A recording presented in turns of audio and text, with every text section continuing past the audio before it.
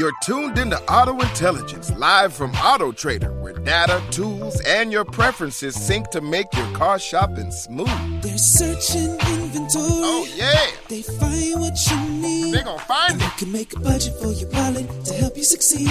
Pricing's precise and true. So true. It's smarter car shopping. Ooh. Just for you. Oh, it's just for you. Ooh. Find your next ride at autotrader.com. Powered by Auto Intelligence.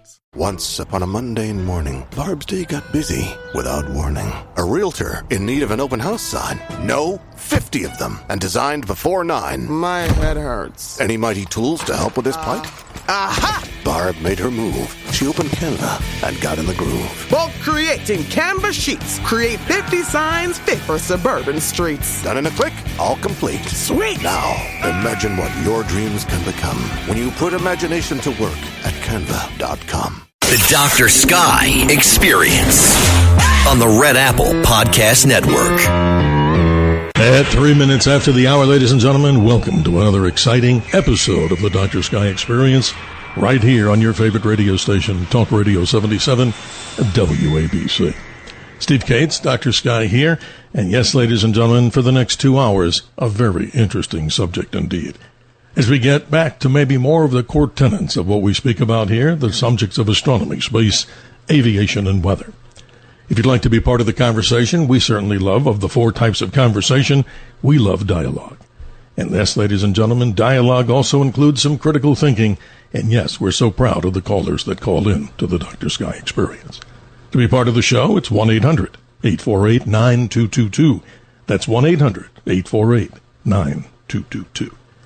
And yes, you can also listen to many of the archival programs in the form of a podcast, not only of the Dr. Sky Experience, but let's also commend and thank the many great hosts that appear on this radio station, Talk Radio 77 WABC, by going to WABCRadio.com and, of course, RedAppleAudioNetworks.com. You know, folks, it's true. I want to thank our special gentlemen that handle this particular radio show. We call them our helmsmen, Tony and Bill, navigating the incredible signal of Talk Radio 77 WABC around the nation, around the world, as you hear many, many times, and proud to say it once again, I'm sure, even out into the deep cosmos.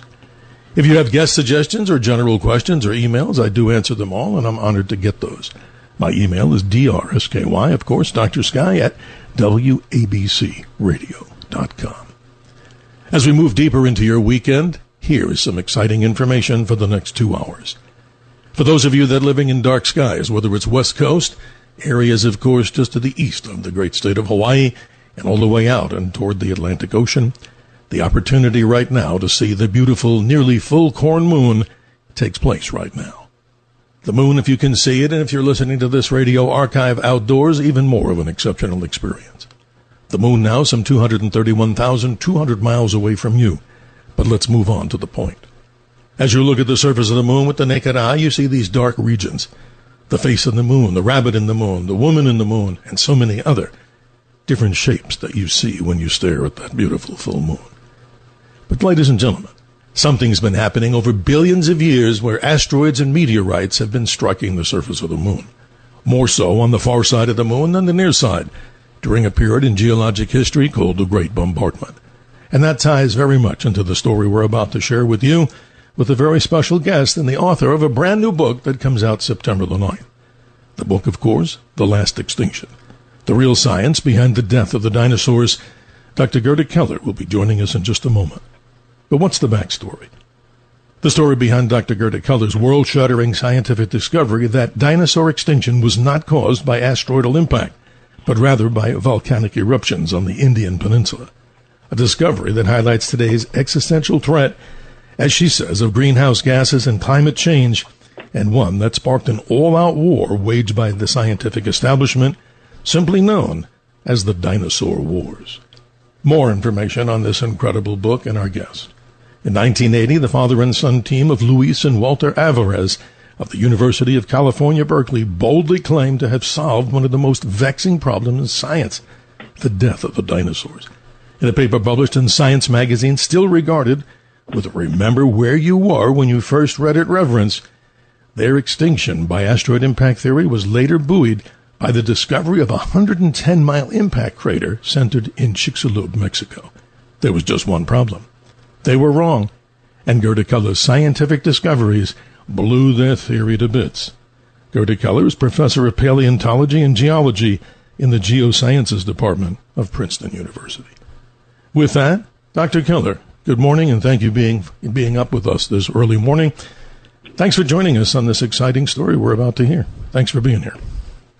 Thank you. It's a privilege and honor. You know, it's amazing. This book comes out, on September the 9th by, of course, looking at the publisher here, Diversion Books.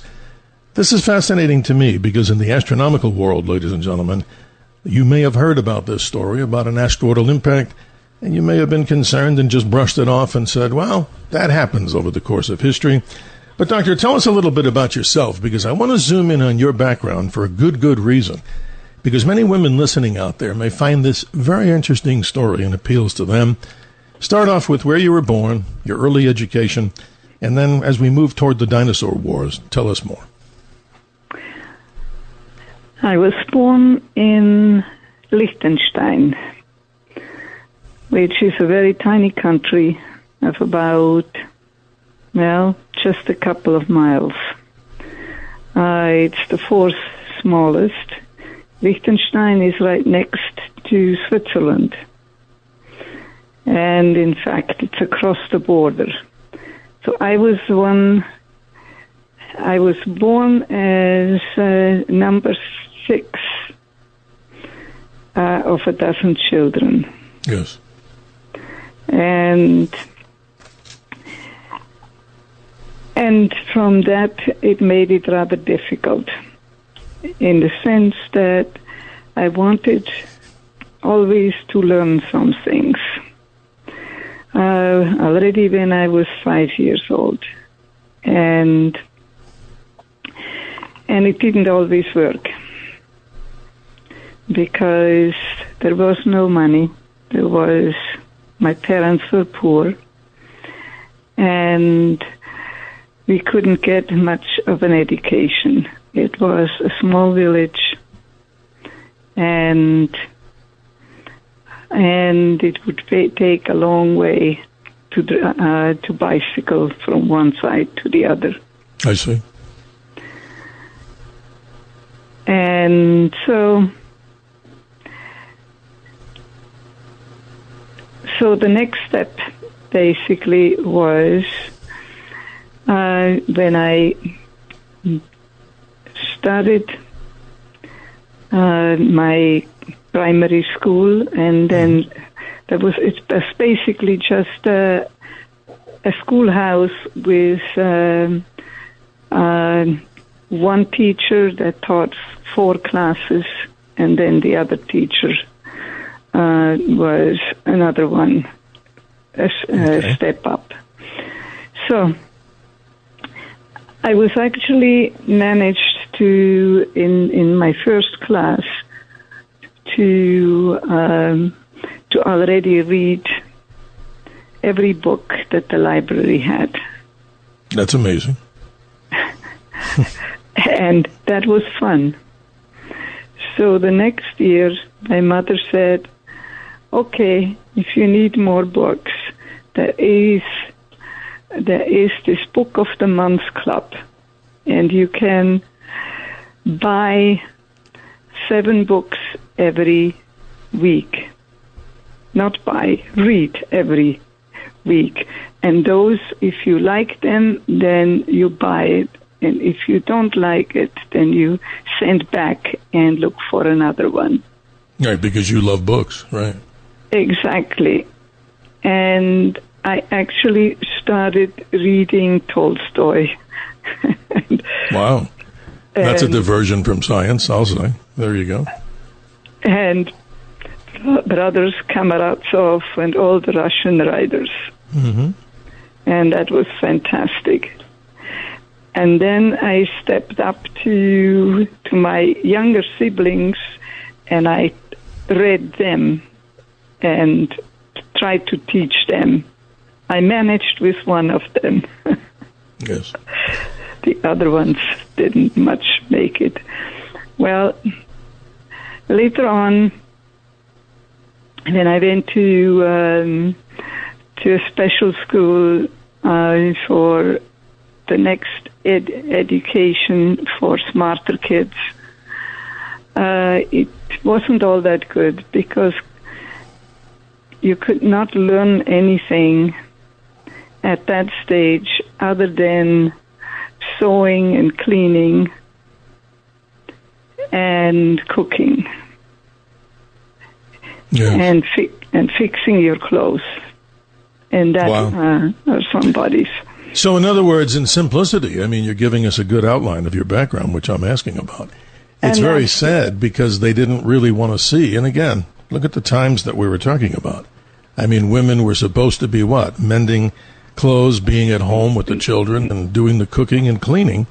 Absolutely. And your life, I mean, not to fast forward, but unfortunately because of time here, that's an amazing story because look at where you are today and the story we're about to share. But, Doctor, this is the point that I want to make to the audience, and God bless you for enduring, because during this period of time, my analogous story would be a story about a lady named Dr. Vera Rubin, who in many ways was shunned by the male community trying to get her PhD in astrophysics, but now she's passed on. But she, of course, was, as you know, and many people may not know, one of the great theorists in talking about something in quantum physics called dark matter. But your story is why we're talking with you this morning, and I find it fascinating. So with all that, quote, rejection and negativity, you then decide to leave home, and I'm fast-forwarding with your life here. You go to work for one of the great fashion designers, and you find out that that's not really for you. Your passion happens to be science. So let's move to the United States.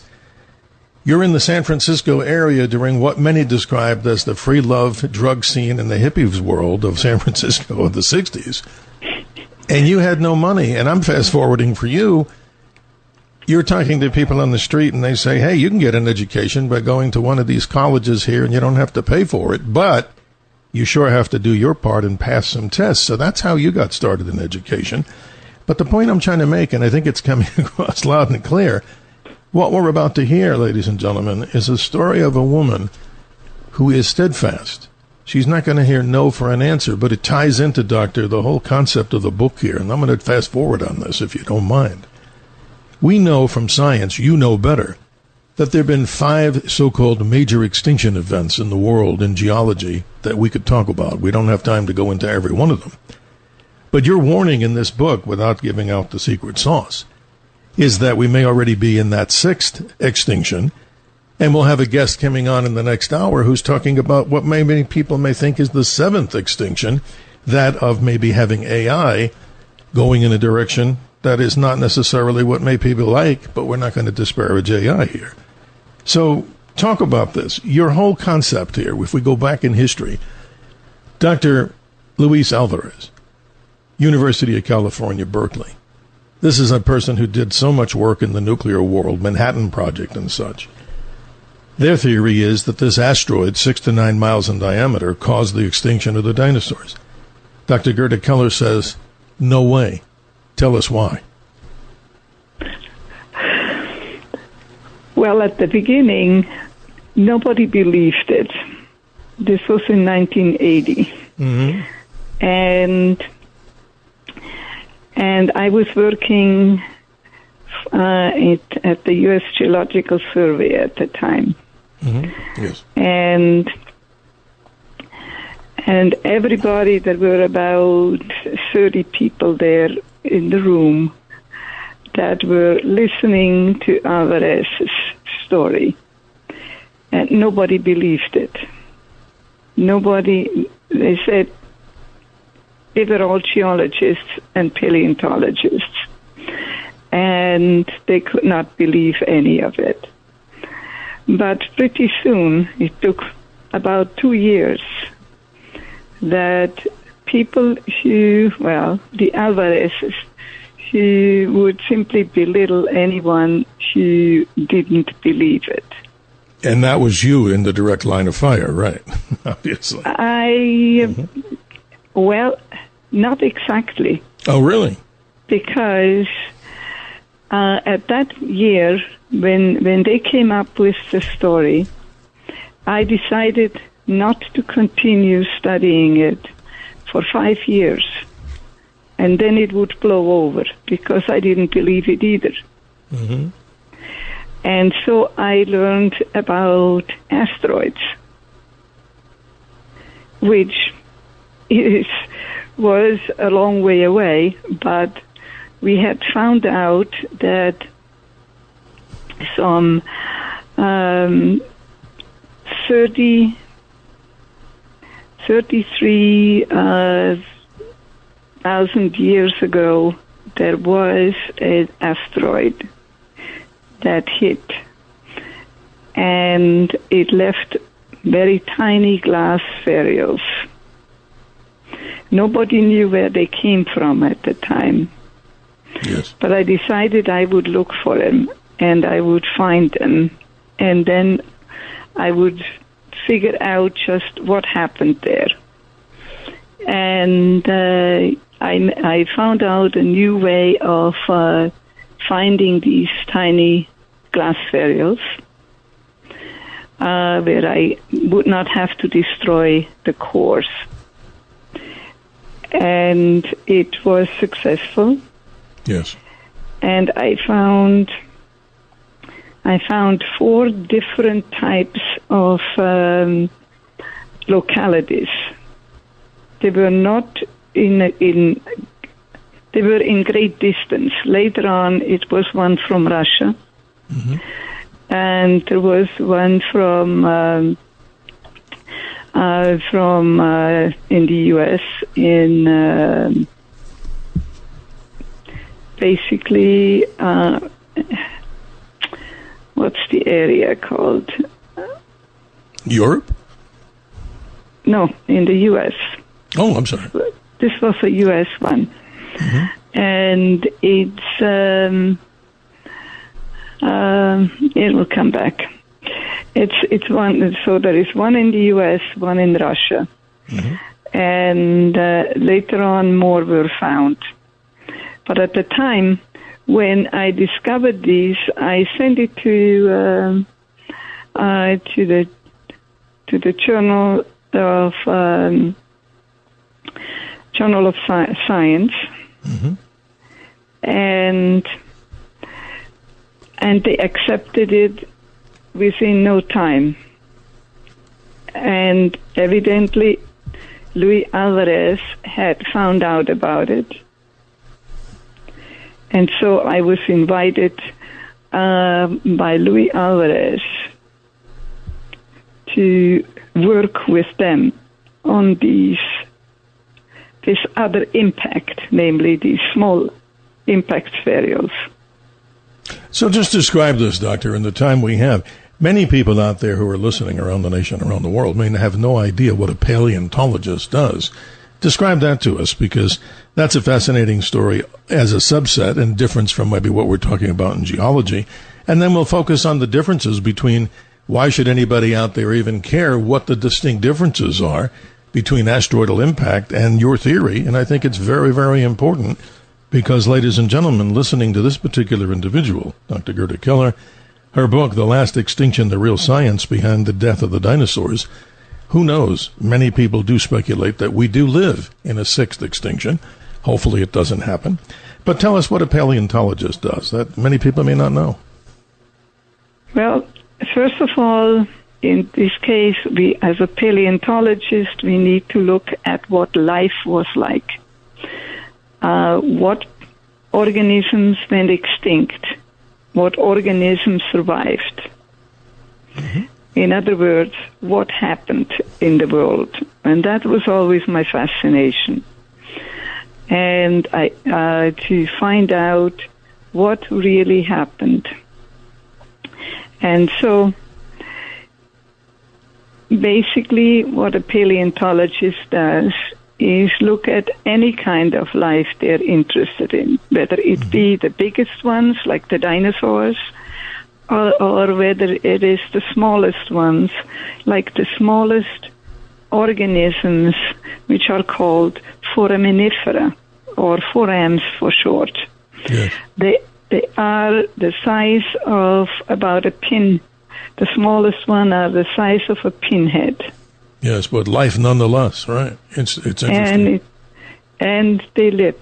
And by the way, those pinhead-sized ones was the one species that survived in the fifth extinction and even earlier in the earlier extinctions.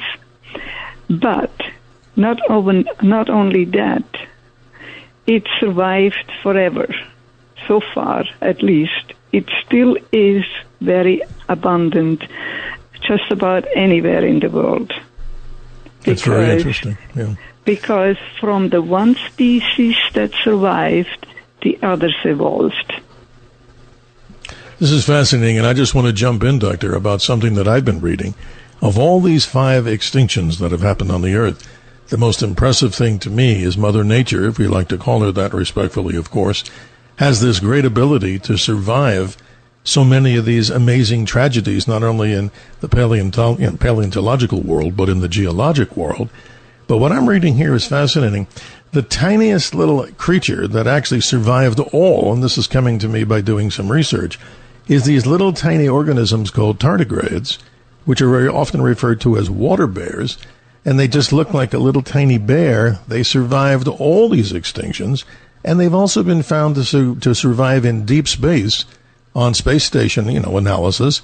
So the point is, going back to the story here of what happened with these extinctions, your story, if I can summarize it, and please tell me if I'm on measure here, is that what we think when the asteroid hit 66 million years ago, it may not have been the initial or the end-all about where these dinosaurs and how they became extinct.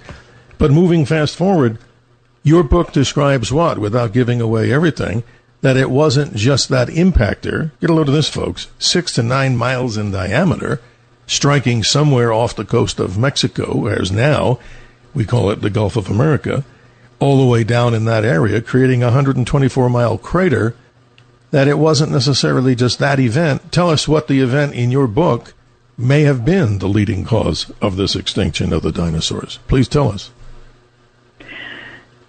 Well, when we go back to the large guys, the dinosaurs, then it was actually the last ones were probably extinct around 66 million years ago.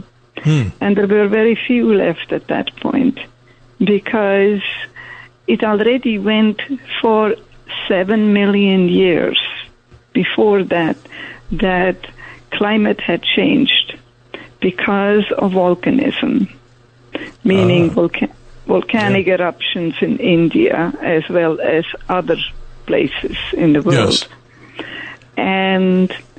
And in fact, with that, the climate had changed, and of course, many of the dinosaurs had gone extinct already. And at the end, there were only a few left. That's amazing.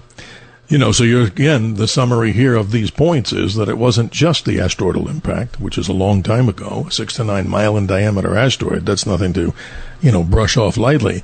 That this Deccan, as you call it, Deccan volcanism in India, was maybe one of the accelerants that helped to destroy the dinosaurs from the planet.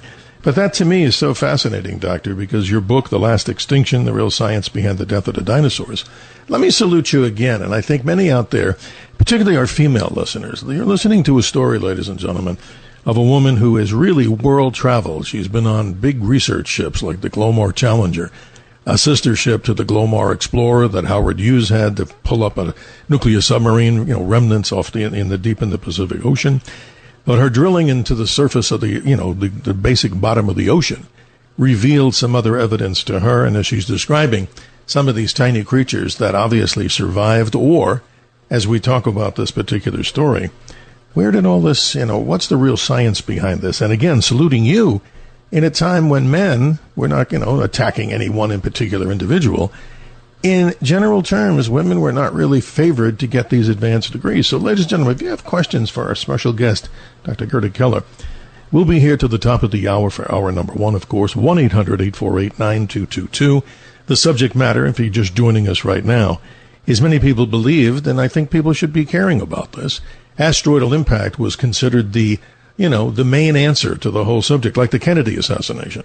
It was definitely Lee Harvey Oswald, case closed. But in this case, your persistence, Doctor, has given us a whole new perspective on this.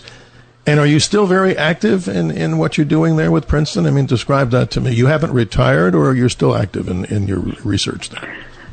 I have not retired, and I will never retire.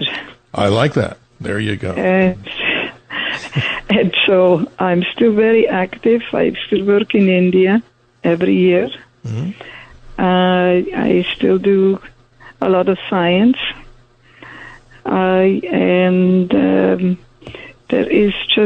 are so many things that are so interesting that I have still a team of friends and collaborators who work with me in India as well as in other places. Well, this is research, Doctor, that needs to be talked about, as we're doing here on the Dr. Sky Experience. 1-800-848-9222, ladies and gentlemen, a rare opportunity to speak to someone who understands the dynamics behind geology, understands paleontology, fascinating subjects, and maybe, ladies and gentlemen, you have a person in your, purview that you talk to, or a young student that wants to pursue these particular subjects. I'm sure that our very special guest, Dr. Gerda Keller, would give a thumbs up to anybody out there, male or female, who wants to continue to study these particular subjects. A great university. I visited there many, many times. It's just a beautiful contrast from our Arizona desert to the beauty and the green and the lush trees and everything around in Princeton. Amazing location, an amazing research institute, and an amazing university. Doctor, we're going to be right back. We take in radio, as you know, a hard break at the bottom of the hour. And to all of our friends around the nation and around the world, as we're trying to corroborate all this and pull it together. Remember, if you're in dark skies right now and your skies are clear, looking up towards Earth's nearest neighbor, the moon, as we now approach in just hours the full corn moon, some 231,000 miles away from the Earth. Asteroidal impacts created so many of those craters. We're tying it in with the story of the last extinction, the real science behind the death of the dinosaurs, with our special guest, Dr. Gerda Keller. We'll be right back, ladies and gentlemen. The Dr. Sky Experience on the Red Apple Podcast Network. The Dr. Sky Experience. Entertaining and informative. On the Red Apple Podcast Network. Do not go gentle into that good night. Rage against the dying of the light. A famous quote from Dylan Thomas, and often repeated in that great movie, if you haven't seen it, Interstellar, talking about the need for the survival for the human race, human existence. Ladies and gentlemen, we tie that in here at 31 minutes after the hour with our special guest at the top of hour number one, Dr. Gerda Keller. Her book, which comes out on the 9th, a very interesting book, folks, by Diversion Books, entitled The Last Extinction, The Real Science Behind the Death of the Dinosaurs. Doctor, thank you for being with us. I know it's early in the morning for you, but many of our listeners around the nation, I'm sure, are excited to hear the rest of this particular story. But with your okay, let's go back and give everybody out there an education on many of these 5 individual extinction periods, and I know we have a short amount of time. So the first one is, I'm reading it, the Ordovician, Silurian existence, or when we had this particular event for the wiping out of many, many species, 440 million years ago. We had global cooling, dropping of sea levels, supercontinent Gondwana, they say, moved to the South Pole, and marine life died. I mean, how do they know this? I mean, 440 million years ago is not a hop, skip, and a jump. I mean, that's impossible to even imagine that much time and space and through the Earth.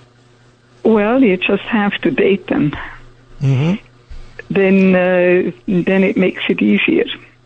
And how do you date things like that? This is interesting. I mean, when you look, how does one do that? Because I'm fascinated by this. I've always heard about they take core samples and they look for what, and how do you actually get a date out of something like that? Well, right now the best dating is uranium-thorium dating. Mm-hmm. And that is now with very well for quite a few years now, the best method, which is actually done in Princeton, by my colleague, who is extremely good at this. And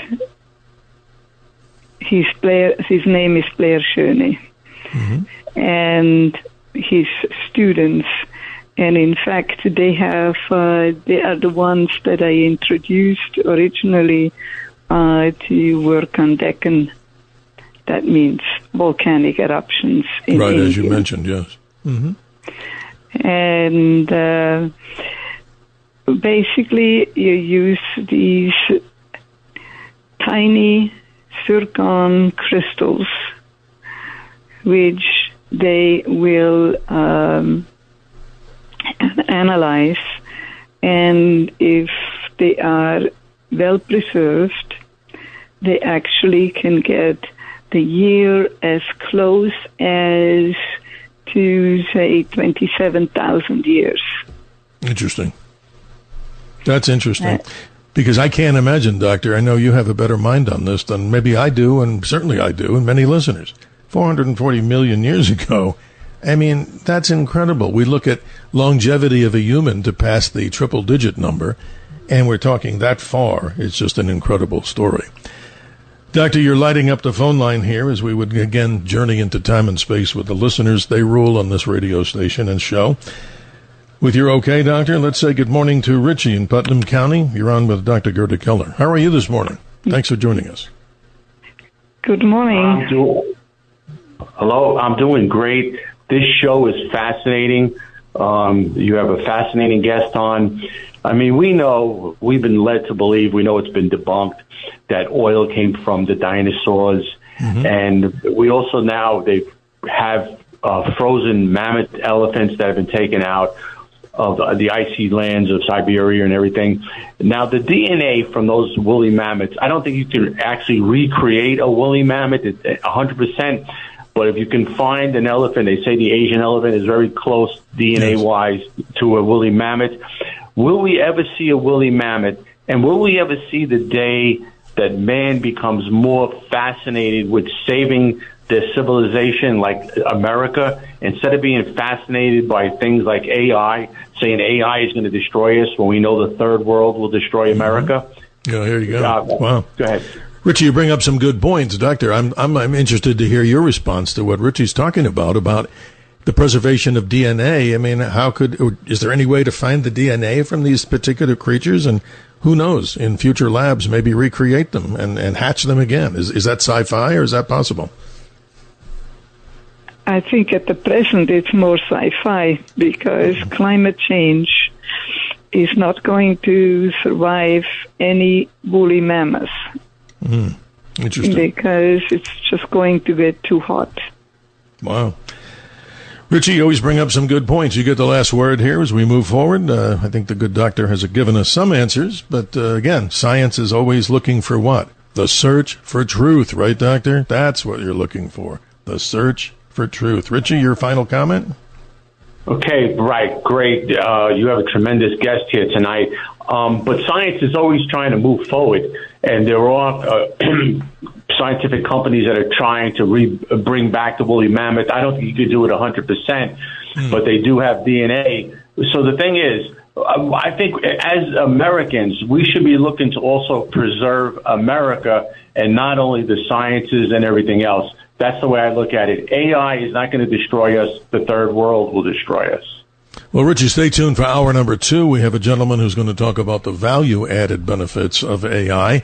And like I said last night when we had Dr. Patrick Wood on, he was talking about some of the things we need to watch. So stay tuned, ladies and gentlemen. The Dr. Sky Experience is just warming up. Thank you, Richie in Putnam County. Let's say good morning to John in Brooklyn. You're on, of course, with Dr. Gerda Keller. How are you doing this morning? I am ecstatic. I'm a former paleontologist myself, and when I was in grad school, I was reading some of Dr. Keller's papers. Amen. How about that? Yeah. Yeah. Well, thank you about that. See, you're very popular, Doctor. But, John... No, she yes. has this reputation as being one of our great marine micropaleontologists, and I concur with her that dinosaurian diversity was affected by the Deccan Trap eruptions. I mean, there is signs of, from what I've seen from the fossil record, of this decrease going on. The final nail, though, may have still been that asteroid, but still, we do know from the fossil record that there are these declines in overall dinosaurian diversity. By that, I talk about the non-avian dinosaurs, not the birds. Right. Their descendants. Right.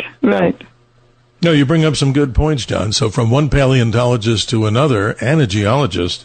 How about that, John? Isn't that incredible? We get to hear that you've been researching her, and obviously we're fortunate to have Dr. Well, Gerda. I haven't read her work in years, but when I heard now that you're having her, I said, "Oh my God!"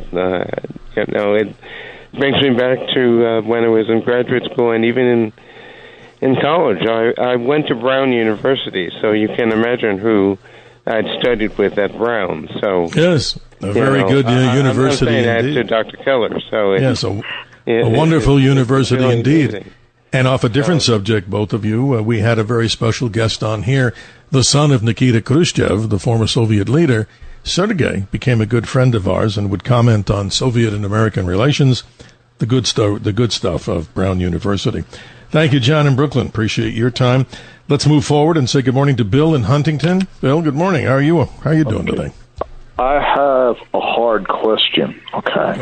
Go ahead. Now, during the Jurassic and the Cretaceous, there was a subclass of cephalopods in the ocean called the ammonites. And at the same time, there was a similar class, the nautiloids. But the ammonites are gone, and the nautilus is still alive. Okay. Right. Correct. Yeah. That is the question. Why? Good question. And because the ammonites were much more specialized than the nautiloids. And so they were easier to survive. They could more easily survive.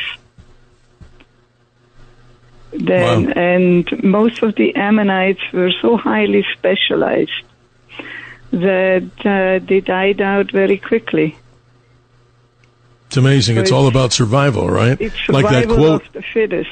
Right, like I said that quote there. This is amazing, Bill. And I love the quote because how many people have seen, or if you haven't seen it, Interstellar, do not go gentle into that good night. Rage, rage against the dying of the light. Dylan Thomas, what is it, ladies and gentlemen? A statement about human existence and the fight to stay alive for our species, which is so important. Bill, thank you for your time. We're pressed on time here, and I want to give a fair opportunity to as many people as possible. Dr. Keller, this is interesting. We'll never get to the top of every subject here as we talk here before we go to the last break, before we reach the top of hour number one. But I'm honored to have you, and you can tell by the people out there that there's a great interest in this particular subject. And what do? Not for me to stand on a soapbox. Your searching for the truth comes out loud and clear here because you're not going to take a no. And people, when you read The Last Extinction, we've only begun to talk about how this individual, Dr. Gerda Keller, continued to fight against all of the negativity that she went through. And right, Doctor, just like Vera Rubin, who was denied getting her PhD, what a shame. I mean, look at how many women out there are equally qualified, and it certainly should be based on the ability, not on your sex, right? I mean, that's totally ridiculous. And you said before, it still goes on, right? Isn't that terrible? Yes, it still goes on. I know. I hit a raw nerve here, but you know what? Hey, look, should a man, just because he's a guy, get the job because he's now the guy? And again, it should be based on, without me standing on a soapbox. But that no longer is as common. Mm-hmm. Okay, good. Well, let me make some progress. I was the first woman in science at Stanford. There were 3 of us that were accepted as women. Yes. And then later on, I was the first woman at Princeton. That's amazing. And it took many years. Right. Perseverance. Before I actually was accepted. And maybe I've still not been accepted. Who knows? So, Doctor, what's your advice to young women out there listening about this? Your words, not mine. Tell us, simply, well, what's your words about continuing to move forward with what your passion is?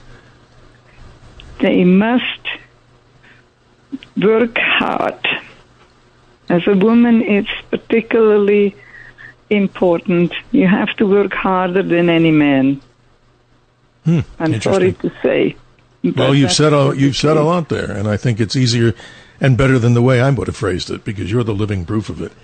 Doctor, we're coming up on the next break here. Ladies and gentlemen, we have Joan in Manhattan, Pamela in New Jersey, Steve in Arizona, and maybe still time, not maybe, time for you, ladies and gentlemen, at 1-800-848-9222 as we move to the top of hour number 1 of the Dr. Sky Experience. We'll be right back.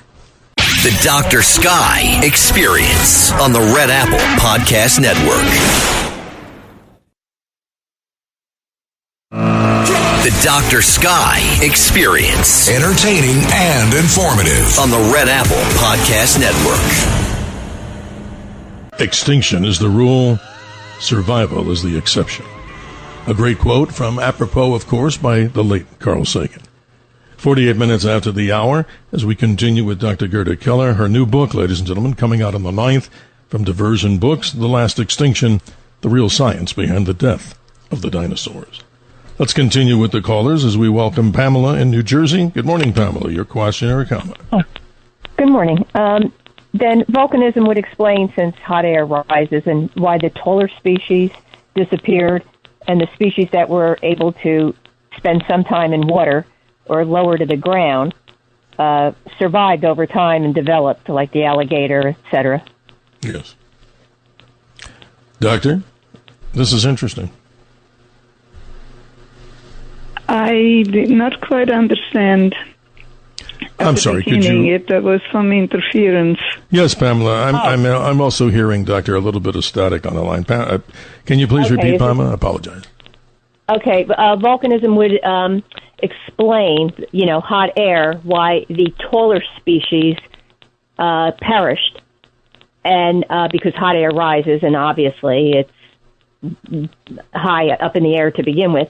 And why the lower species, lower to the ground, or those species that were able to stay some time in water, survived and developed, like the alligator and other animals that survived that period, insects, cockroaches, etc. I think I heard that, Doctor. Did you hear clearly what Pamela was asking? Yes, I do. Mm-hmm. I think there are a lot of different animals that you're mentioning, but if you are... The alligators, for example, is the closest relative to the surviving dinosaurs. And that is probably one reason why it survived, that it had better DNA, perhaps. Interesting. On the other hand, you're looking at a number of other species. You would have to look at how well they could survive to begin with, how well were they developed, and so it's a lot of experience that you have to look at in order to actually find out what and which species would make it and which ones would die out. So it's difficult to know to begin with the groups that you are trying to mention. Thank you, Pamela in New Jersey. Sorry we don't have much time here. We're trying to get as many of the callers in here, Doctor, and do thank each one who's calling. And ladies and gentlemen, our apology, mine particularly, if we don't get you on in this hour. We certainly would appreciate your continuance into hour number 2, maybe with a different subject. Let's say good morning to Steve in the state that I'm in Arizona. Good morning. How are you, Steve? Thank you, Dr. Sky and Dr. Keller. Dr. Keller, I am an engineer. I went to school in a completely all-male college for engineering, and I remember the first time I met a lady who was a female engineer, and I was just blown away. But I learned that, they have some really good insight, and I should pay attention. So I appreciate your efforts to make to do well in your field of your study and your disciplines are very much appreciated. That's a great comment, Steve. And you describe yourself as an engineer. What railroad was that? I'm just kidding. Sorry. It was the electrical railroad. I'm just kidding. Doctor, you see that there's passion out there for everybody to ascribe to their level of competence. And again, in the few moments that we have, I've said it and I don't want to overly say it, but yes, you're a survivor of this whole story. And it could be really two books that I get out of this. You as a female, the fight to continue to do what you want to do. Your passion comes through loud and clear. And obviously the whole story that you're talking about here about, hey, you went up against Nobel Prize winner Luis Alvarez. And hey, you're bringing up different stories with the search for the truth. Steve in New Jersey, thank you very much. Let's say good morning to Joan in Manhattan. Joan, good morning. You've been patiently waiting. How are you this morning? Hi, Dr. Sky. Dr. Keller, number one, what is the evidence for this volcanic action? And was it mostly in India? You mentioned India. And number two, would that mean that the dinosaurs, I imagine when volcanoes erupt, there's lots of ash and there's lots of matter, particulate matter that's thrown up to the atmosphere that might block out the sun for a period of time. And if I'm not mistaken, dinosaurs relied on vegetation. They were vegetarians. And if there's no sun, there's nothing growing. And did they die of starvation, or did they die of heat, or what? Joan, great questions. Limited time, Doctor, if you would address those, and I know you'll do a great job. Not really. I'll address them very quickly. Okay. First of all, there are enormous volcanic eruptions in India over a long, long period of time. That does not mean that the sky ever gets dark. The eruptions come out in big bulges, but then it's thrown around the world. And that doesn't mean it gets dark. It just falls back down all over the world, for that matter. Yes. In a period of 2 to 3 months. That's amazing. I'm sorry to cut everybody short here, but like an air traffic controller, I'm trying to bring in every flight and get it off the ground because of the time constraints. But Joan in Manhattan, thank you so much. I appreciate you being part of the Dr. Sky experience. Let's say good morning to Tony in New Jersey as we go to the top of the hour. You're on with Dr. Gerda Keller. Hi, Dr. Sky. Hi, Dr. Keller. I wanted to just thank you guys. I noticed listening to you, Dr. Keller, that you are so into the sensitivity of finding and discovering and mapping and telling the history of what you're finding, the truth of the history. And that's important. I noticed listening to you, you're so creative in the way you do it. You're a Pisces, and I just found that really very appealing to me, and your approach is so different, and maybe that's why you're so successful. Thanks for being here tonight. Well, thank you. Tony, thank you for being part of the show. Doctor, this is amazing. We'll try to get our last caller in this particular hour, but before we close out the hour, let me thank you so much for staying up with us, and I appreciate your perseverance. Again, ladies and gentlemen, The Last Extinction, The Real Science Behind the Death of the Dinosaurs. That particular book is coming out from Diversion Books, I think you mentioned, on September the 9th. With that, let's conclude our hour with Max in Manhattan. You've been patient. Good morning. How are you? Thank you both for this wonderful talk. I'd like to know what the the professor thinks of an Atlas 31, and has she ever had any dealings with the Smithsonian Institution? Interesting.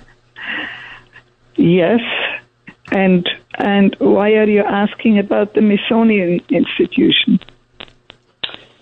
I just understand that they have a good deal of information from the Americas that goes buried and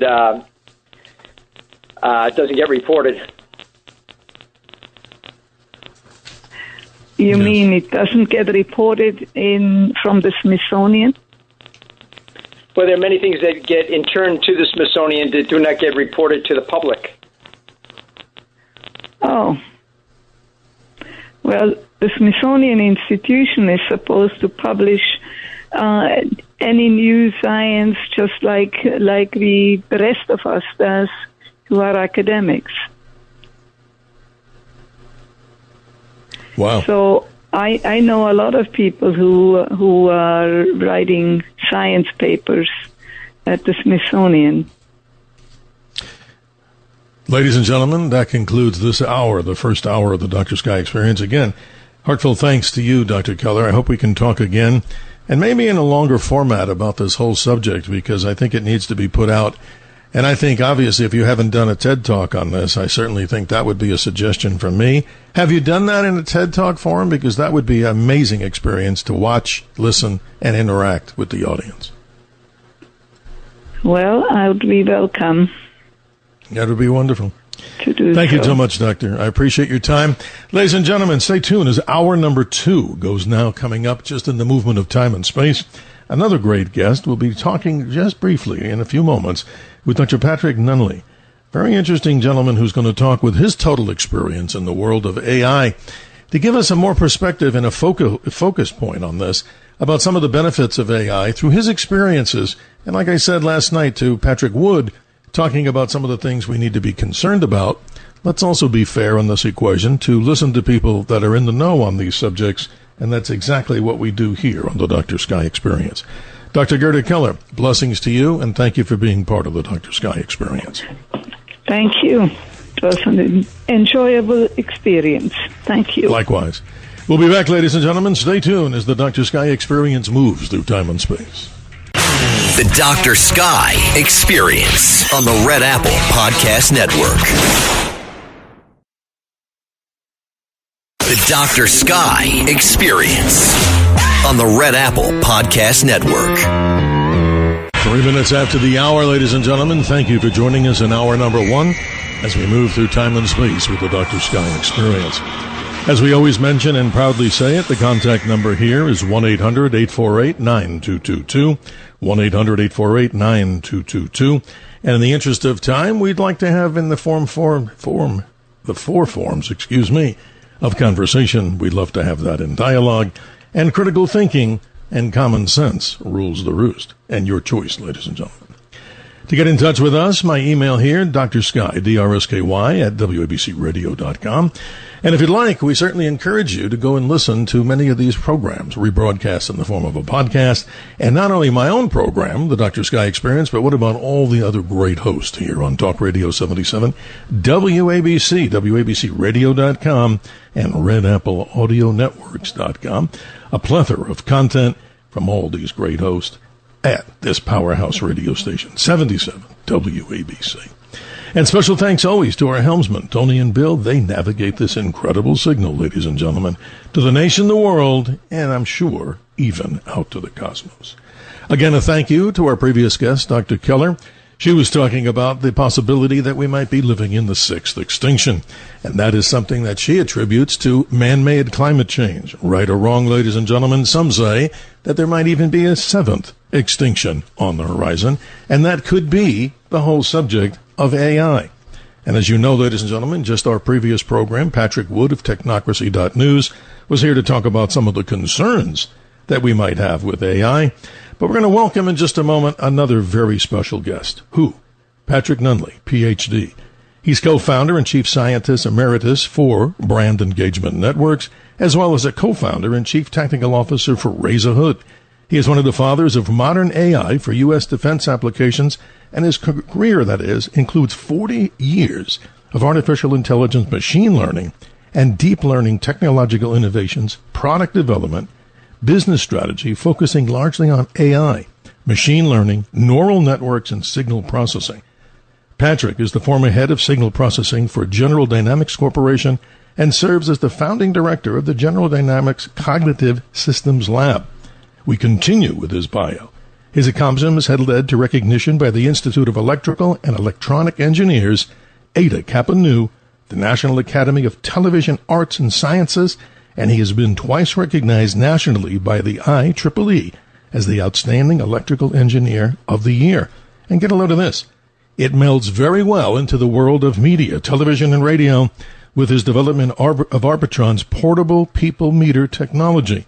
Was awarded an Emmy in 2010. With that, good morning, Dr. Nunnally. Thank you for being with us on the Dr. Sky Experience. How are you doing? Well, thank you very much. Thank you for having me. I'm very excited to talk with you. Well, I appreciate you, sir. And again, we don't scare people, and we certainly give them the option to decide and make up their mind. That's why in this particular, iteration of the Dr. Sky Experience, wanted to have you on to talk not only about your background. I mean, that resume I could have read a lot longer. But tell us more about yourself and your passion for these particular studies. How did you get started in this whole subject? Because to me, it's quite fascinating when we go into the sciences like this and talk about computers. Well, I've been involved in artificial intelligence and, frankly, thinking machines in general for well over 40 years. Long before it was fashionable, let's put it that way. Mm-hmm. Back then, we couldn't do it in software because we just didn't have the computational power. So we began building things with transistors, with physical devices, just because we couldn't, really do it in the software environment. And the only ones that could really afford that type of thing were the military, and of course, those were for military applications. But it was a fascinating world at that time, mm-hmm. just because everything was new and it was just so unheard of at the time. And so, yeah, it was fascinating. I was, and we could make machines that were doing things that people just thought were absolutely impossible, and it was thrilling. Yes. And then AI kind of went into a long, dark age because it was seen as kind of academic. I mean, it was great for the military, people that had money, but it wasn't practical for the rest of the world. So it kind of became, for lack of a better term, a little bit of forgotten technology, something that was, out there, science fiction type of thing.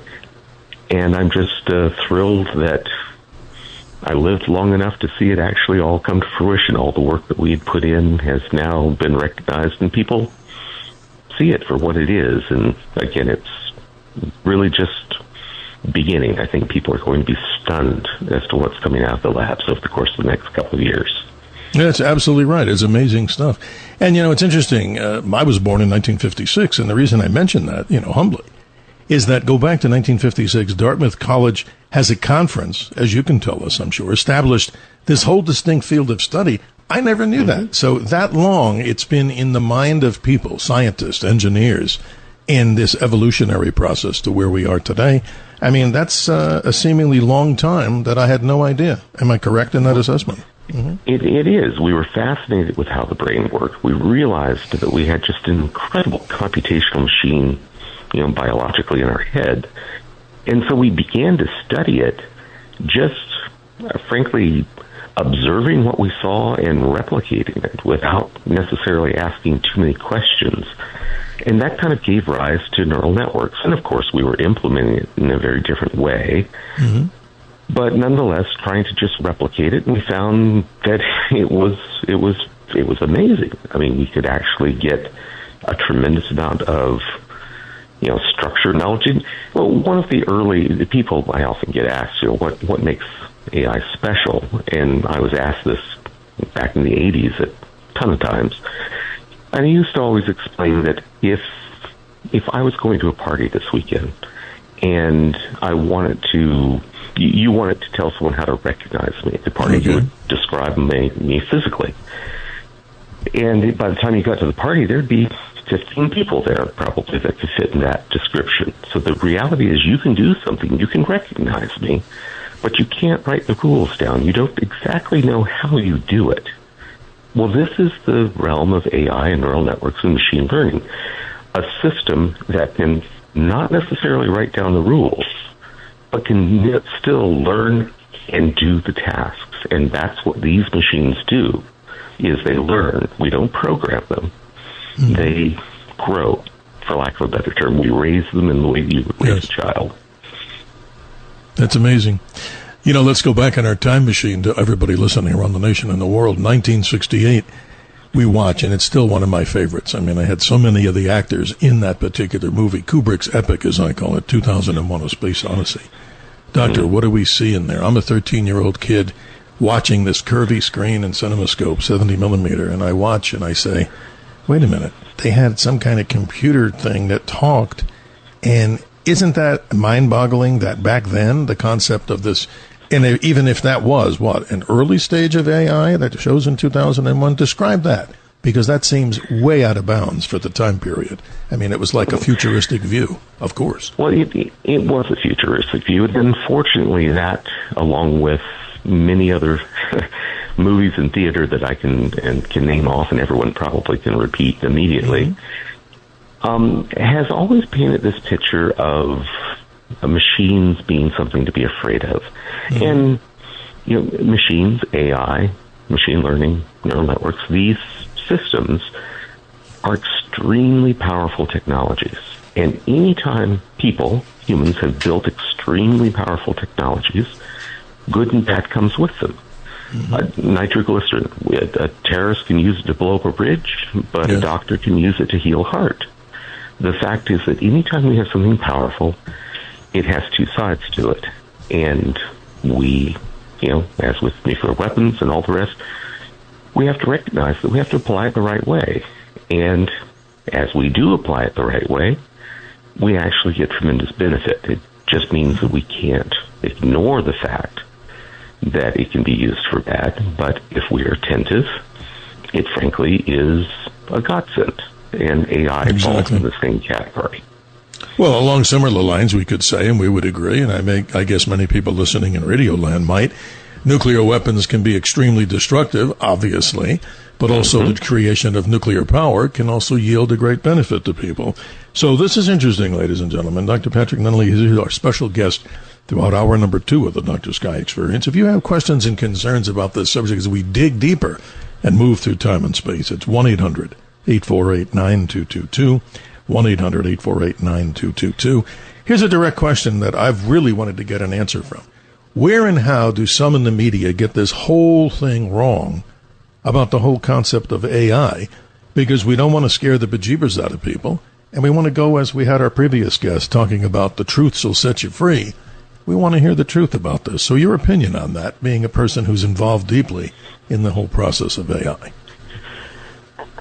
Well, you know, tonight, probably on the order of 50 or 60,000 autonomous vehicles drove around the country, getting people who perhaps were a bit overserved at a party home. And of those, sorry, and perhaps, it happens, right? Perhaps one of those ran over a curb and hit a stop sign. Tomorrow in the media, you know, autonomous vehicle veers off the road and you know, we need to be fearful, because no one's interested in the fact that it's good and helpful, and that's not a story. It's supposed to be good and helpful. It's when it goes wrong that we get ourselves excited, and that's frankly that sells. In this case, I'm not saying that AI can't be a threat. It can. We have to be careful with it, just like nuclear weapons and everything else. But, you know, AI finding new drugs or providing, you know, medical help for children, or repairing vehicles, or doing all the good things that it does day to day, kind of fits into an interesting novelty. But have one of them run off the rails and start talking like Hitler, well, suddenly that's all that anyone can talk about. And so, for lack of a better term, the scary parts of AI make people money. And the as many things do out there, right, if they're never put out in the truth side of the equation. But you're right, sometimes the money thing lets us go off the rails. You're right, absolutely. Many of us have put our entire lives into this for a long time, and AI reflects people. There are some bad people. There will be some bad AIs. There will be. But the vast majority are good. The vast majority are well-regulated and structured.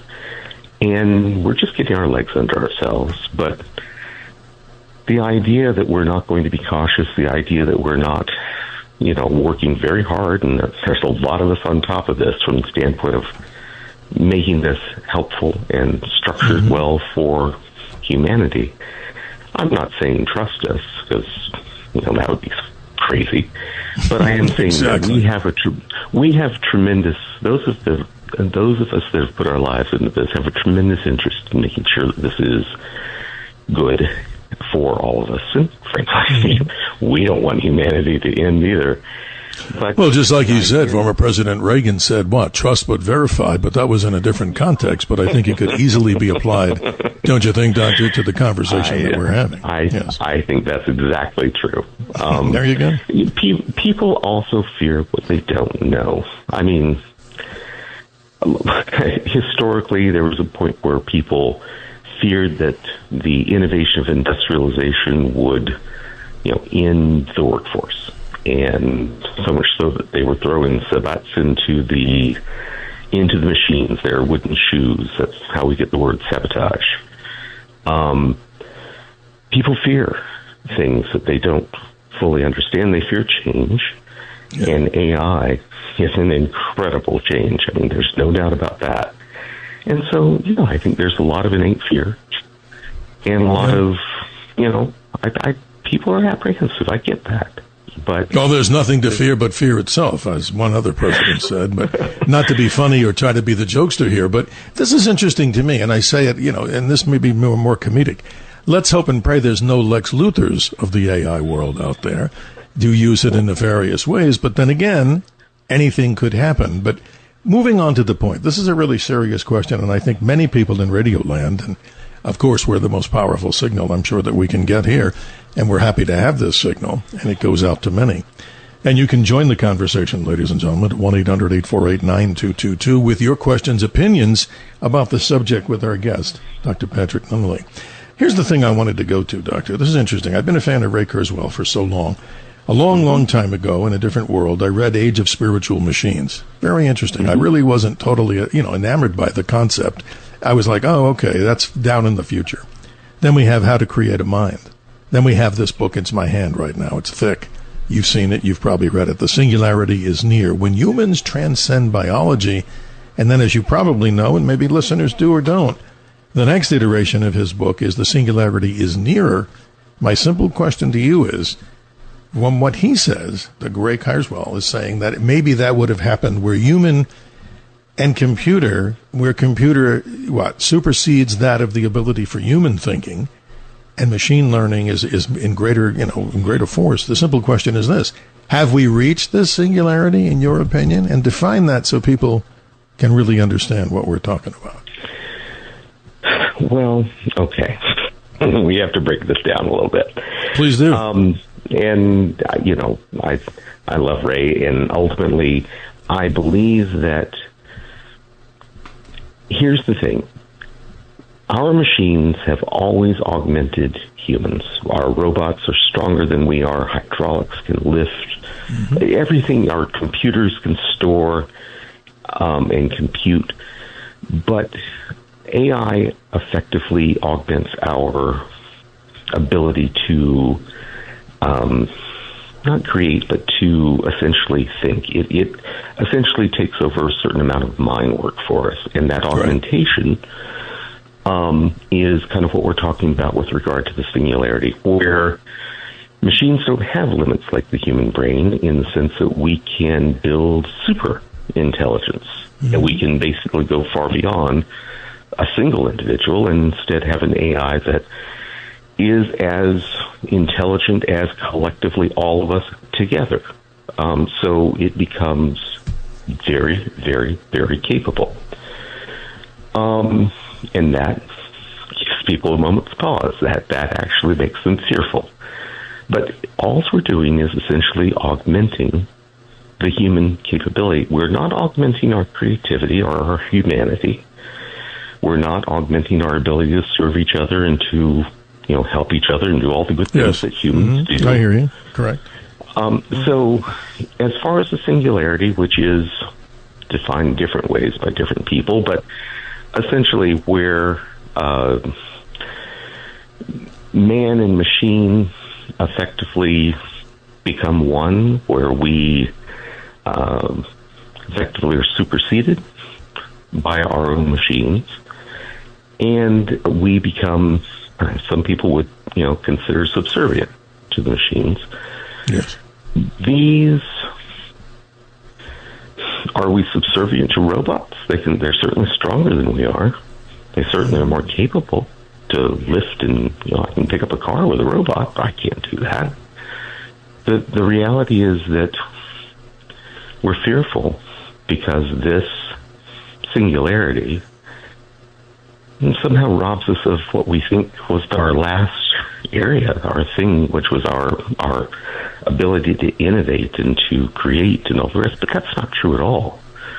AI looks backwards. It looks historically. It doesn't look forward. It just basically projects forward. So I use the analogy that it's like driving a car by looking out the rearview mirror. Interesting. I didn't think of it that way. Yeah, that's interesting. It works for a while, and that's great. But an AI is never going to predict the pet rock. Right? That rock makes no sense. But exactly. But it makes sense to us. I mean, back when that was a thing, everyone loved it. It was wonderful because it was fundamentally human. It was fun. But you see, that's the thing. Historically, there wasn't a precedence for that, and AI can't do that. It doesn't understand that. So I know people are concerned, but the reality is what makes us human isn't what's in the AI. The AI is a tool that basically is going to be very helpful for us, and we have to be careful with it. We can't, give it too much agency. But that helpfulness stands to change everything for us, everything for the positive. So no, I want to be positive, and that's why we have you here, because, all too often we hear all these things, and I go on to a different tangent here, Doctor, and I think you'll get the message very quickly, and everybody else will. We talk about asteroids in the astronomical world. Every week there's an article saying another asteroid has come dangerously close to the Earth, the size of a building. Now they're getting ridiculous in their stories. They say they're 4 times the height of Taylor Swift, and the reason I say that is inaccuracies in reporting. You see it, we see it. Good God, I can't even go on my cell phone, and now I'm complaining, without seeing ads all over the place when I read a news story. But my point is this. So much that we read, and I have to say this in all honesty here, nothing else but, it's just not the facts that we need to hear. So that's why we have somebody like yourself on here with all the time that you've spent in this whole subject matter. Again, saluting this technology that you're talking about. Let me ask you this. Are you really a big fan of Ray himself, or do you have somebody that you really look at in this whole AI world that maybe has more of an impact? And not to disparage Ray, but who else would you consider, if it's not Ray, that's the tip of the spear of this whole concept of AI today? Well, there are so many. Let's put it back in the day, back in the 90s. There were a handful of us that were presenting at the International Joint Conference on Neural Networks, and we had Bernie Boudreau and Robert Heck Nielsen and a whole bunch of groups, and these were kind of, again, collectively, we get called the grandfathers of AI. We're kind of the the forerunners of all of the fathers, if you will. Correct. Mm-hmm. I look to them because they have the history and longevity. They recognize that this isn't... So many times I get met with people saying, this is a veteran of the AI community, been at it for 10 years. And kind of roll my eyes saying, great. Yes. There you go. Well, welcome. But the reality is when people are less, when they know a little bit more about the guts of it all and understand kind of the core development of it, not just the mechanics, but the spirit of it, and they understand kind of those core elements within it, then it becomes more tangible, more controllable, more human. And I'm not saying that we've got the keys to the kingdom. We don't. But ultimately, there's a fundamental greater belief in our ability to manage and control it, because from the very beginning, these were things that we were thinking of. Yeah. I think people that have come into it later see it as a runaway train without the history realizing that we've been working up to this, speed of this train for a long time. And so, I respect all of these people, Ray included. Ray is a great guy, but this is not... There are people that will tell you that, in 2027, the world's going to end from AI, and that's become a real trendy thing. Right.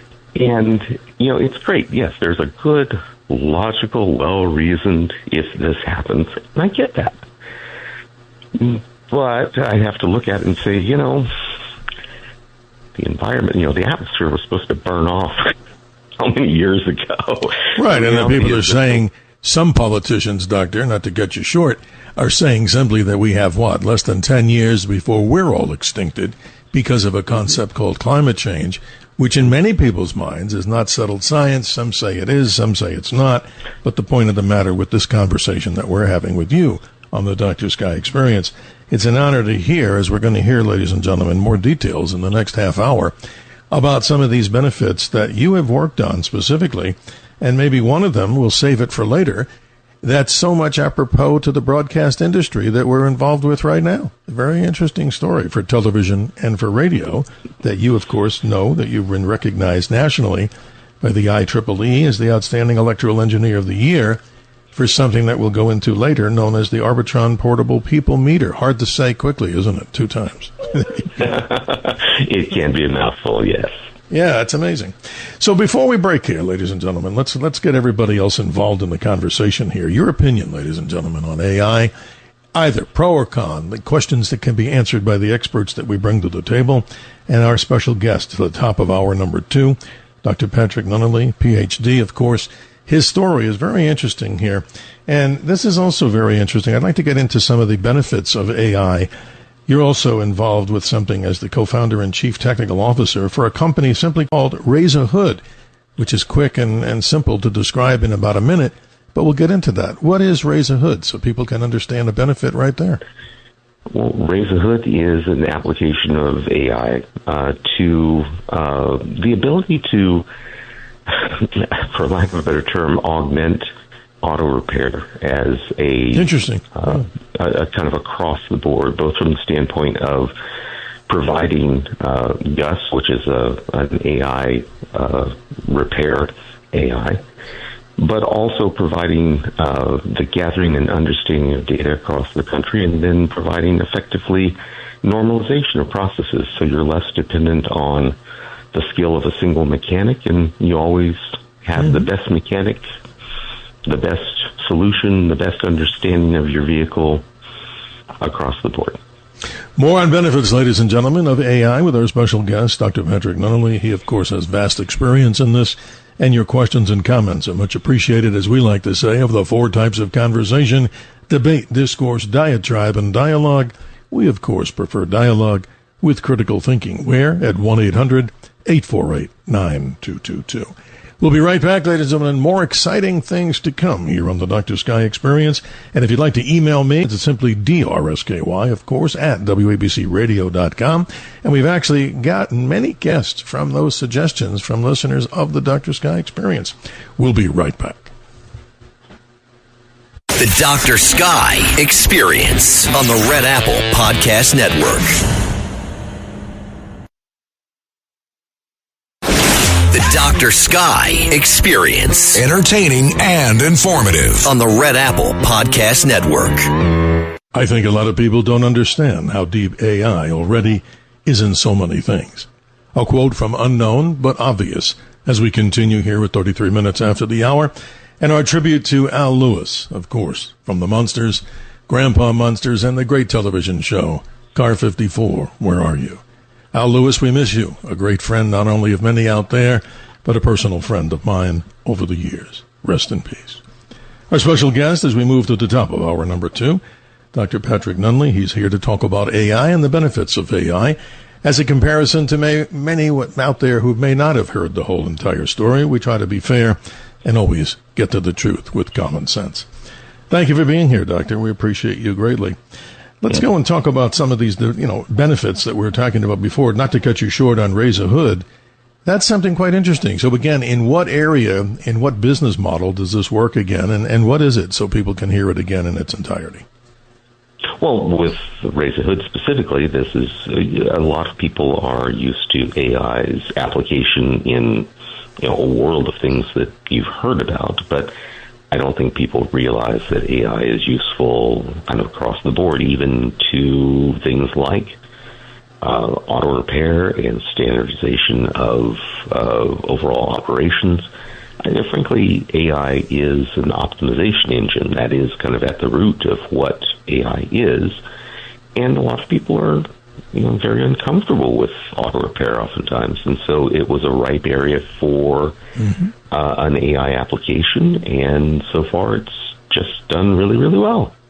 Well, in simplicity, in other words, somebody then, a customer, comes into a dealership or not a dealership, independent shop, and they go ahead and have the car diagnosed in a better way through AI than they would if you never had the experience at all. Tell us more.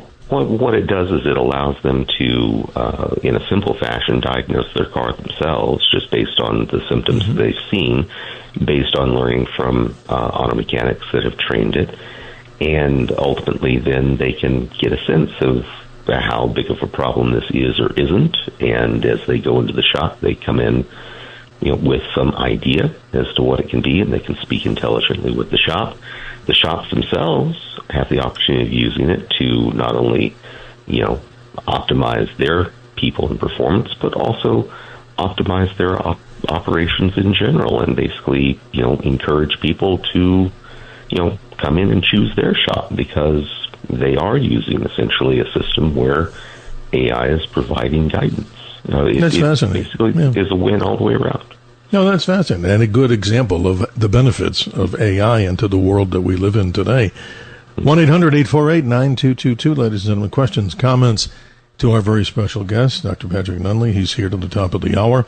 Let's go on to something that's very apropos to the broadcast and the radio and television industry. Your involvement with some term called Arbitron. Talk about Arbitron so people who may not know what that is. They've probably heard it in the background. What is it and how does it work? And then please describe Arbitron Portable People Meter, how they actually get ratings on what people are watching and listening to. Well, this was way back in my history when I and my team at the time had developed a series of AI products, and that company was sold back in the 90s.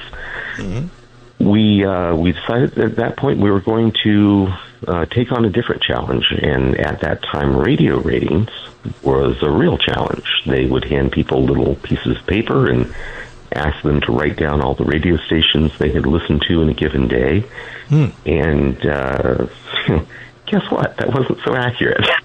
Real analog. How about that, right? Real analog, if you want to call it. Again, back in the Stone Ages. Anyway, so what we did was we developed a technology that allowed us to identify the stations and to do so in a fluid way and ensconce that into what looked like a pager at the time. And this would provide an ongoing record minute by minute of all the media exposure the person had during the day, and then that was just uploaded overnight. And as such, we could do very precise ratings. We could, identify stations that were being passed through, and listened to briefly in the car. We could identify stations in, bars and entertainment venues. So it gave us a complete picture. And that's like a night and day transformation, because you're talking about the paper, the analog methodology, and that's the milk and lifeblood of radio and television. They have, for the advertisers, that's an amazing leap forward, right? That's incredible. Well, and you would think that we would be heroes, but, the numbers didn't quite match up. So we were hated by many people because we essentially, added some truth to the actual radio rating system, and again, not that anyone was trying to mistreat it, it's just they didn't have the technology to gather, the core data, and so we did that, and that was great, and that still is at the core of the radio rating system today. Nielsen, used to be AC Nielsen, which is real well known for their television ratings, bought Arbitron, and I'm told largely for their portable people meter technology, and that resulted in the technology winning an Emmy in 2010, and it was just a marvelous time. No, that's amazing. So describe to us the Arbitron portable. Can't even say it right. Arbitron portable people meter. How did it work? I mean, it's a little electronic device that. Continue on, because I'm confused as how that worked. Better than the paper analog way, but let's hear how that worked. Well, actually, if you embed into a station audio that can't be heard and allow the signal processing AI to recognize the elements that the ear can't perceive, in doing that, you can actually identify the station. And so that allowed us to let the AI be smart and essentially listen to what the human ear couldn't hear. Wow. So there's like an embedded signal that you and I can't hear, but that device can pick up, and then it registers what you're listening to without maybe you knowing it? Is that the way I understand it? Right. And the tricky bit is it has to come through the speakers. You can't use, ultrasound or something that's outside of human hearing. Your ear has to be able to hear it. But your mind just can't reconcile it. It doesn't sound like any distortion, and in doing that, it allows the AI, the signal processing, to identify it. Very interesting. And you're part of that team, obviously. That's pretty cool. Oh, yeah. No, amazing. I was the fearless leader. How about that? Kudos to you, sir. And let me say this. We understand, if I'm correct, that this or next year is the year of the robots. Talk about this. I mean, we see it in all locations. SpaceX, obviously my area of expertise and specialization, like many others out there. We're talking about, oh no, Elon's not going to just send his one-way mission people. They probably won't do that, even though people signed up. We're going to use the Optimus robots. And I've been following that, Doctor. That's pretty incredible. I mean, to see what they can do, they can actually, pick up something maybe like a sugar cube inside their little fingers and do with just enough pressure not to crush it. But yet again, if it wants to grip hard, it can do that. Describe this whole year of the robot. It's just fascinating to me. Well, the year of the robot basically corresponds with the growth of AI as well. We've had robots for a long time, and robots have been, part of our industrial automation community for a very long time. And they've been great from the standpoint of doing repetitive work, and so long as we program them right, they're all great. But, we couldn't necessarily make them reactive and responsive, so making a robot walk like a human was a very difficult thing because it was a complex system, especially when you're trying to anticipate and write algorithms for everything. If someone comes and pushes it or something. Remember, before we talked about AI and its ability to solve problems that we can't solve. So remember recognized me at the party. This corresponds to now what's happening in the robots, in the sense that we can't anticipate everything. We can't, tell the robot every single little step to take. Instead, what we have to do is teach it. Teach it in the same way that we would teach a child to walk. And in doing that, that results in robots that are capable of doing very human-like things, because we can't write the rules down. AI allows us to do this, and so now we have powerful AI, and we've got the ability to now merge that with our control systems to build robots. And we're going to see robots that are very, very capable. That's an incredible story.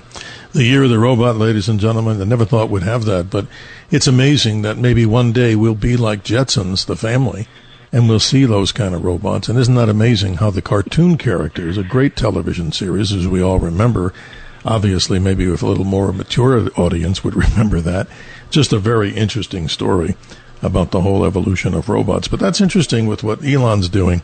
These Optimus robots will do so many things. Why risk a one-way mission, right, ladies and gentlemen, when you can let the robot do it? And I think that's a good story to be talking about.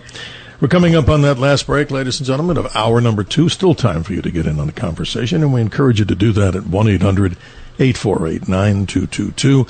Are you a fan of AI? If you're not, tell us why. If you are, listening to our very special guest, Dr. Patrick Nunnally. He's here, of course, at the top of the hour, sharing with us information from his vast experience in a very, very lengthy but very positive resume talking about this. We go to the experts on the subject. We'll be right back after this short commercial announcement.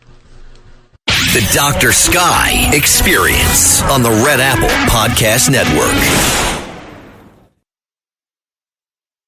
The Dr. Sky Experience. Entertaining and informative. On the Red Apple Podcast Network.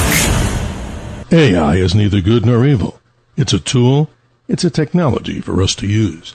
Interestingly enough, a quote from Unknown, and we continue with our very special guest at 47 minutes after the hour, Dr. Patrick Nunnally. He's here with us. Let's go to the callers, Doctor, as you're lighting up the phone lines as we would expect here. Let's say good morning to Alexi in Queens. How are you this morning? And your question or comment? Good morning, sir, and good morning to your guest. Your guest has painted a very benevolent, rosy picture of the future with AI. We're going to have this benefit, that benefit, and so it will cause great economic progress. But he has not done one thing. He has not exposed the potential negative aspects of this AI and how it could impact human beings. Remember, a human being is a special entity. Each and every one of us are special entities. We have emotions, impulses, imagination, and so on. Mm-hmm. My point is, we have 20 millennia ago, we came out of the cave, and then we formed civilization. And from the civilization, we reached the point today where you can destroy the entire planet by the pressing of a button with one finger. So what I'm concerned about is we are not ready for AI. We have not even come to the corner, the edge of civilization through civilized behavior and systems of the world. Do you follow what I'm saying? I sure do, Alexei, and let our good doctor explain in his response to your concerns. I think this is an important conversation. Doctor, please continue. Sure, no problem. Hi, Alexei. The fact is, though, that AI doesn't take anything away from humanity, but ultimately, and yes, I do paint a rosy picture, but at the same time, I do say we have to be careful with it. We do have to control it and make sure that it is, reflective of what we want it to be. But at the same time, it isn't, out there with agency to undo humanity. That is a thing of science fiction. Ultimately, what it is, it's a system that is capable of automating, for the most part, mundane tasks and some creative tasks, but what makes humanity humanity is still there. We still have to serve each other. We still have to support each other. No one is going to replace the the doctor or the friend with their hand on your shoulder. No one's going to essentially take away that humanity, but ultimately this relieves, in the same way that machines have always relieved humans of a lot of burdensome tasks. Now, here's the difference. When industrial robots and automation came along, a lot of blue-collar work was taken away.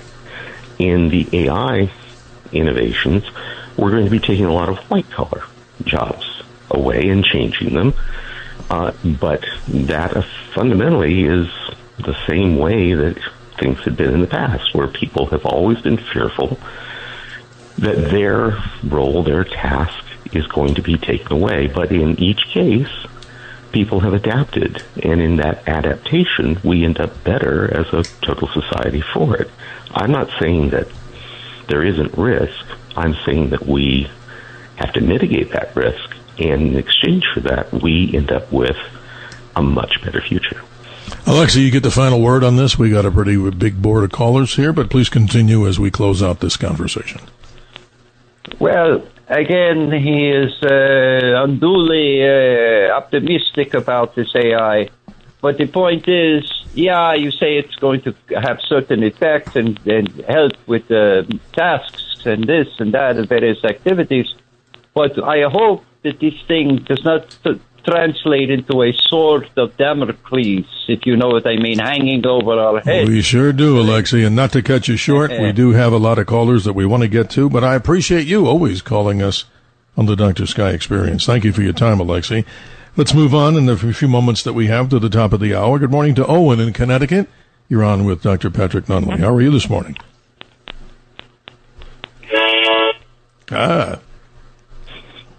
There we go. See, there are those that would say, oh my gosh, the AI is calling in. We once in a while get the funny man on the phone to lighten it up a little bit, but ladies and gentlemen, everybody's entitled to their opinion, as long, right, Doctor, that they're not breaking any FCC rules. There we go. Mm-hmm. Well, you have the floor. I mean, this is interesting. You know, obviously, you're a business person, you're a man, you're a scientist, you're a man of, a lot of things that you've done here on your resume that I'm very proud to talk with you about and share with the audience. So, this is interesting. Give us a summation here. Obviously, some other benefits. And let's go back, if you can, without revealing national secrets.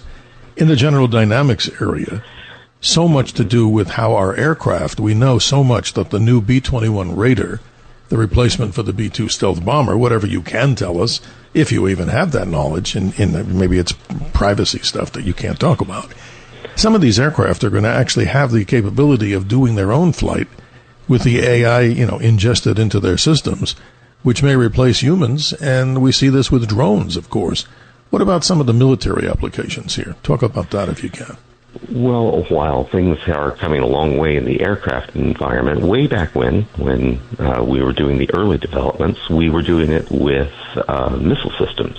Mm-hmm. And so the phrase of the day back then was ready, fire, aim. Where ultimately a missile would decide its target well after it was in flight. And this was the nature of the AI.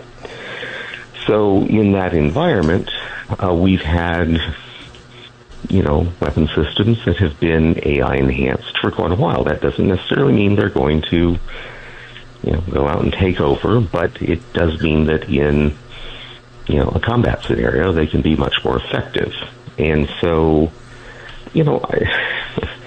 it's the type of thing where ultimately AI is a tool. It can be applied for good or for evil. Correct. And just like your caller, Alexi, saying, gosh, if you're painting a rosy picture, I'm optimistic because I know that the vast majority of people who are working within the AI environment, training them, structuring them, are good people that ultimately have no ill intent and are doing everything they can to make sure that things are safe. There are some who are not that way. And ultimately, when things happen and mistakes are made, again, that's what gets the attention.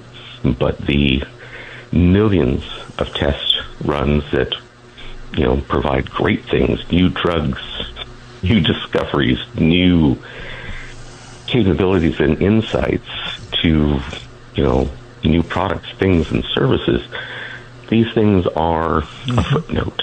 And so while people think I'm, painting a rosy picture, that's not true. I'm more connected to it and understand and read, the thousands of positive things as well as the occasional bad thing. Most people only see the bad thing. No, it's fascinating. I mean, I go into the quantum physics world here, and this is just something of my opinion.